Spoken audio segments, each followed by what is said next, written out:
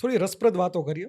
હા, ભારતીય કોઈ એવા જે શોઝ છે જેમાં સેલિબ્રિટી આવતા હોય, કલાકારો આવતા હોય, હા. તો હર વખતે કલાકાર હોય, ક્રિકેટર હોય, એમનું જાહેર જીવન હોય, તો હમ. એમના પાસે જે અનુભવ હોય ને એમના પાસે જે રસપ્રદ કિસ્સા હોય છે ને, એવા કોઈ કિસ્સા છે? અને સ્પેસિફિક પેલા કચ્છના કિસ્સા કયો, કચ્છના કોઈ કિસ્સા યાદ આવે? કચ્છ ઘણા આવો ત્યારે? વર્ષોથી કચ્છમાં આવું છું, નાનો હતો ત્યારથી આવું. મારા બાપુની સાથે મેં પ્રોગ્રામો કચ્છમાં કર્યા છે.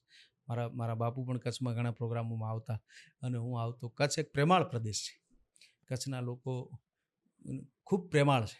એ કળાને, સંગીતને, સાહિત્યને, ખાસ કરી અને ભજનને બહુ પ્રેમ કરે. ભજનાનંદી આત્માઓ તમારે ગોતવા હોય તો કચ્છમાં ગામડે ગામડેથી તમને મળી જાય. પછી તો આપણી જ હુવાણ હોય, આપણો જ આનંદ હોય. એટલે અમે મંચના કલાકારો છીએ તો અમે એકબીજાની હુવાણો કરીએ અને આનંદ કરીએ મંચ ઉપરથી. અમારે એક માનભાઈ ગઢવી થાન હતા, વડીલ હતા મારા પિતાશ્રીની ઉંમરના. એ બહુ આનંદી હતા. એને બધા ઘણા કલાકારો એમનો ઉલ્લેખ કરે.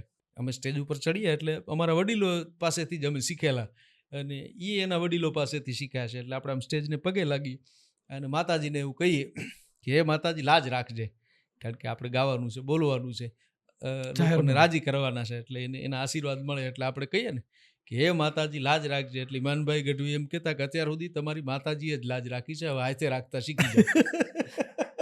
આ તમારું અત્યાર સુધી હાલે છે, એ માતાજી લાજ રાખે છે એટલે જ હાલે. વ્યંગ. એટલે આવા ઘણું બધું અમારે મંચ ઉપરથી ઘણું બધું બોલાતું પણ હોય. પછી ભૂલો ઘણી થાય, કારણ કે બોલતા બોલતા આપણે કંઈક ભૂલી જઈએ તો એ લોકો સુધી વાત પહોંચે એ પહેલાં અમારા કલાકારો સુધી પહોંચી ગઈ હોય, કારણ કે વો તો ખગ હી જાનત ખગ કી ભાષા એવું હોય ને, એટલે એ ઓળખી જાય. કારણ કે સ્ટેજ ઉપર ગાવું, બોલવું, પરફોર્મ કરવું, લાઈવ પરફોર્મ કરવું એ બહુ અઘરો વિષય છે. બરાબર. ઘણા લોકો એમ આમ બહુ લાઇટલી લેતા હોય કે આ કલાકારો તો હાવ સહજ, એને શું આમ કંઈ એટલી બધી મહેનતનું કામ નથી આ. પણ બહુ મહેનતનું કામ. એમાં અત્યારે તો બહુ જ મહેનતનું.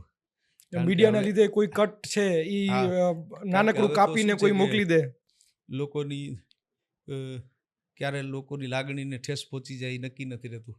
અને સાહિત્યકાર મુક્ત નથી, વક્તા પણ મુક્ત નથી, બોલનાર મુક્ત નથી. એને બંધન છે.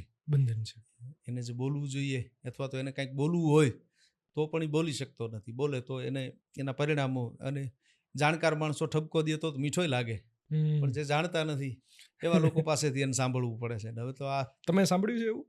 ના, મને માતાજીની દયાથી હજી વાંધો નથી આવ્યો. મારો વિષય એવો છે, હું કાવ્ય કવિતા અને ગીતો, ઢાળના ગીતો, લોક સાહિત્ય એ વિષયને લઈને આવ્યો છું. એટલે એમાં તો જે પારંપરિક જે આવ્યું છે એ જ મારે રજૂ કરવાનું છે. અને બહુ સભાન રહ્યો છું અત્યાર સુધી, માતાજી રાખ્યો છે સભાન. એટલે આપણે કોઈ બહુ જાજુ કોઈને તકલીફ પહોંચે, કોઈને ઠેસ પહોંચે એવું બોલતા નથી. ભગવતી બોલવા દેતી નથી.